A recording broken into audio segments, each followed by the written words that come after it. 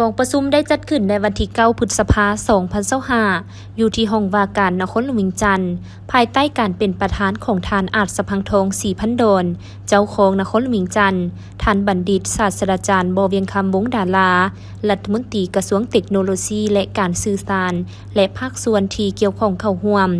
ในพิธีท่านเจ้าของนครหลวงเวียงจันทน์ได้กล่าวไขกองประชุมว่า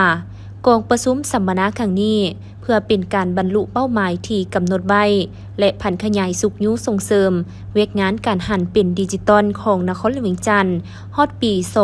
2030 พร้อมทั้งเป็นการจัดตั้งผลงานการสร้างขบวนการอันหนึ่งที่กะเกี่ยมให้แก่กองประชุมใหญ่ครั้งที่ 8 ขององค์คณะพรรคนครหลวงเวียงจันทน์และสิ่งที่สำคัญก็เพื่อเฮ็ดให้คณะนำสมาชิกพรรคพนักงานรัฐกรของนครหลวงเวียงจันทน์ก็คือบรรดาแผนกการเมืองและหัวหน่วยธุรกิจทุกภาคส่วนได้มีส่วนร่วมในการแลกเปลี่ยนคำคิดคำเห็นเพื่อเป็นการศึกษาแนวทางเอกภาพกันกับการพัฒนาอย่างว่องไวในซุ้มปีที่ผ่านมาเช่นการพัฒนาเศรษฐกิจการเพิ่มขึ้นของประชากรจำนวนพาหนะและการขยายตัวของตัวเมืองที่เพิ่มขึ้นไปพร้อมกับการพัฒนา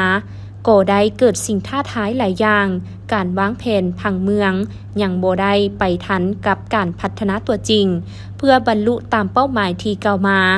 องค์การปกครองนครหลวงเวียงจันทน์จึงได้จัดตั้งคณะรับผิดชอบเพื่อการหันเป็นดิจิตอลขึ้นมา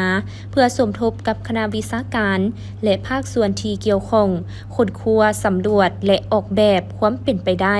รูปแบบการหันเป็นดิจิตอลของนครหลวงเวียงจันทน์เป็นต้นเวียกงานส่งเสริมการท่องเที่ยวการขนส่งทันสมัยการคุ้มครองที่ดินการเก็บรายรับภาษีอากรการบริหารบริการรัฐการขนส่งโลจิสติกและการบริการต่างๆภาคธุรกิจรวมไปถึงการสร้างพื้นที่เขตพัฒนาใหม่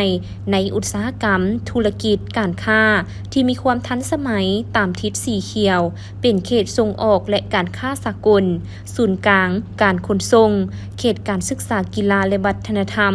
เป้าหมายหลักก็เป็นเพื่อสร้างนครหลวงเวียงจันทน์ให้กลายเป็นผู้นำด้านการพัฒนาเศรษฐกิจแห่งชาติการจัดเก็บรายรับเข้างบประมาณการสนองทรัพยากรมนุษย์ที่มีคุณภาพเคียงคู่กันนั้นการจัดตั้งปฏิบัติการหันเป็นดิจิตอลในระยะข้ามผ่านพวกเขายังมีสิ่งท้าทายหลายด้านเช่นการพัฒนาระบบบริหารรัฐดิจิตอลแม้นมีความยุ่งยากหลายโดยเฉพาะด้านบุคลากรด้านเทคโนโลยีและด้านงบประมาณด้วยเหตุนี้ทางนครหลวงเวียงจันทน์จึงได้มีแนวทางในการส่งเสริมเผยแพร่ความรู้และวิธีการพัฒนาเวียกงานดังกล่าวผ่านการจัดสัมมนาและการจัดฝึกอบรมทักษะด้านดิจิตอลเพื่อมาเป็นท่าแฮงเสริมในการพัฒนาการหันเป็นรัฐดิจิตอลในครั้งนี้